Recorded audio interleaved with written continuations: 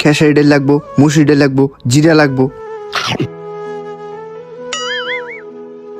মজা লাগলো? মাংসের মশলা লাগবো। ও বাবা, মাজাটা গেল রে। দরা এই মেয়ে, তোমার বাবা মা তোমাকে কিছু শিখায় নাই? তোমার মাকে ডাক দাও। মা, আঙ্কেল তোমাকে ডাকছে।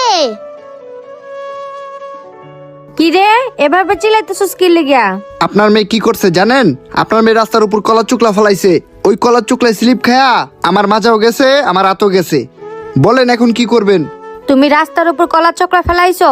মা, বিশ্বাস করো আমি বুঝতে পারিনি আঙ্কেল যে এভাবে পড়ে যাবে।